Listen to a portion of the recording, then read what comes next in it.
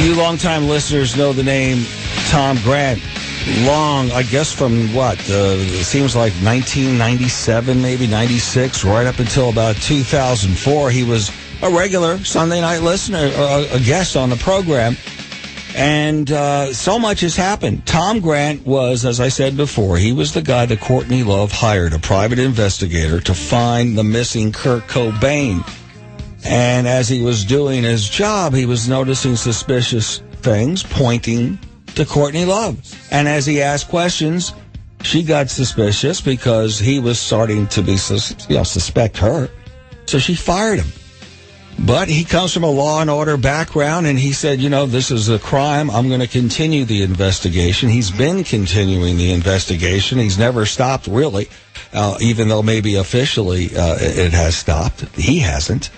So we have him back, and it was interesting because we lost touch with each other. Phone numbers changed. I heard from him a few days ago, and he has a new documentary out. And it's one of those that are absolutely free on YouTube. Part 1's already up there. We're going to have a link on our site, and we'll tell you all about it. But if you haven't heard this story, it's unbelievable. Tom Grant, it is great to have you back on the show.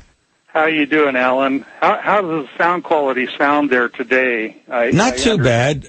Okay. Not as bad as I anticipated. Are you on the same phone you were on last night? Yeah, uh-huh. Okay. We experimented with both phones, and apparently there's a little bit of a sound problem. But well, we'll start this segment, and then we'll take a break, and I'll call you from another studio and see if we can make it better later on, okay? Okay. So, but right now it's a good start. Now let's, for the new listeners who may be saying, well, I heard something about this, because there have been many television shows. You were, interviews from Unsolved Mysteries to Dateline, many books out. But back then, talk about the day you were brought into the case to find Kurt Cobain. Well, I was hired by Courtney on Easter Sunday, April 3rd, 1994, the day after Kurt went missing from the rehab in Marina del Rey.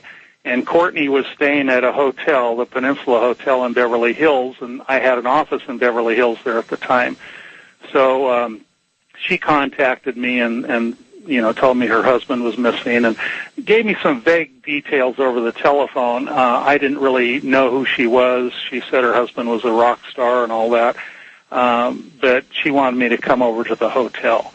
So I did, and I took Ben Klugman, another investigator that was working for me, and the two of us went over there and met with her for the first time.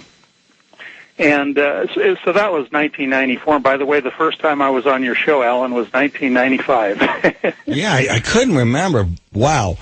Yeah, well, we'll get into some of the history of what happened behind the scenes with radio people and television people if they dare talk to you. But let's get that early background as you're giving them now. Go ahead.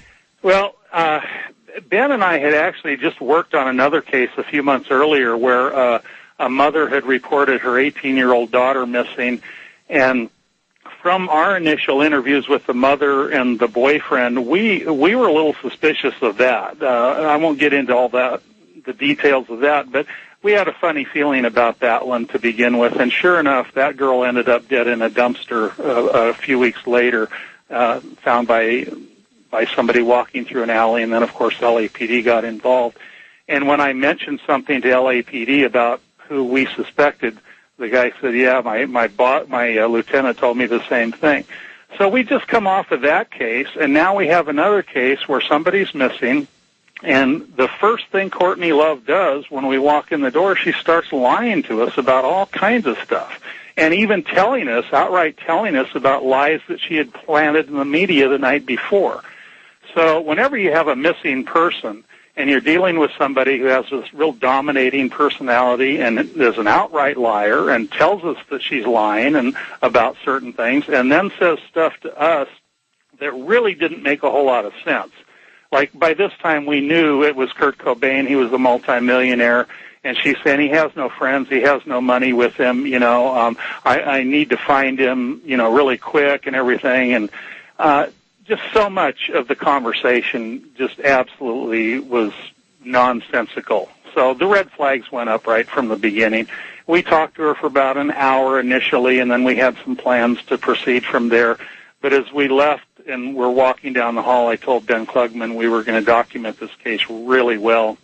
And so I began recording telephone conversations, every phone conversation I had with Courtney or anybody else involved in that case from that point on.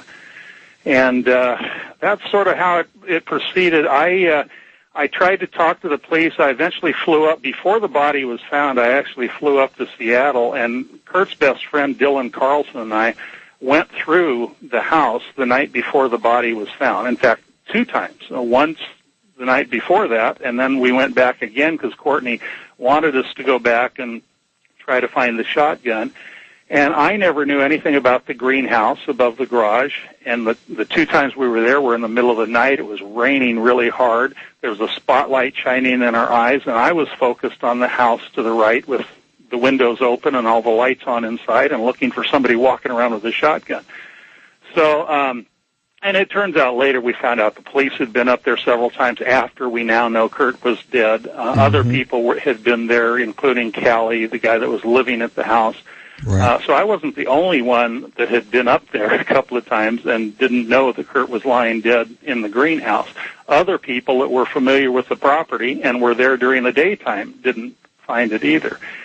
But by the time I'd gone up there, I had hours and hours of conversations with Courtney, and I'd gone back and forth to the hotel and everything, and then finally she said, you know, we agreed that I should fly up there too. And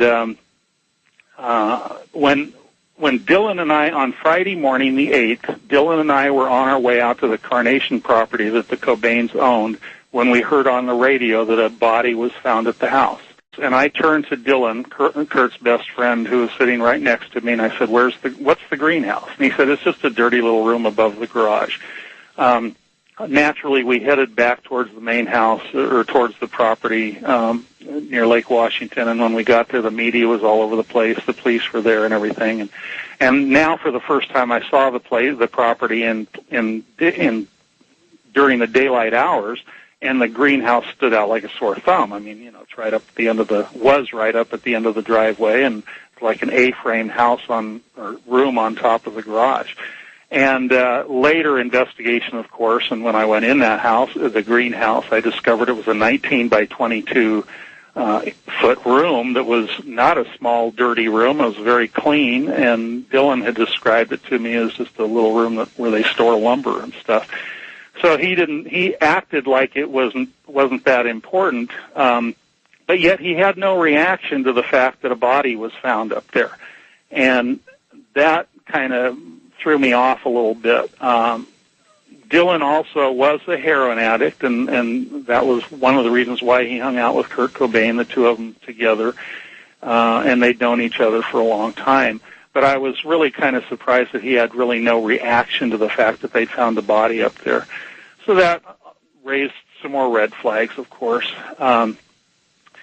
I immediately contacted the police and told them that I was in the house the night before, assuming they'd want to talk to me right away, because being an ex-L.A. deputy sheriff and detective with the sheriff's department, I would have wanted to talk to anybody whenever a dead body shows up who was in that house the night before immediately. And they just kind of put me off like it was no big deal. And, well, come on into the station at 3 o'clock this afternoon, and, you know, if we have some time, we'll talk to you.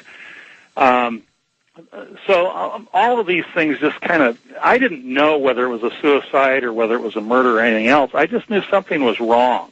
In fact, I tended to believe that he had committed suicide, actually for several months. I was more inclined to believe that it was a suicide, but there were so many things that didn't make any sense. I knew I had to keep looking into this and get some answers to some questions and find out, well, if this was a suicide, then why did this happen? Why did that happen? Why did she tell us this, et cetera, et cetera?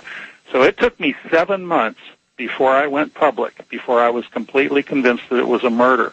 I didn't just jump out there as a typical conspiracy nut and start yelling, "Murder, murder, murder." It took me 7 months before I was willing to do that. Let's pause here as we continue with Tom Grant, and you talk about compelling radio. If you haven't heard this story, and I'm anxious to see what you think. One of the tweets we got from C. Leftwich, I think it is. It says, I knew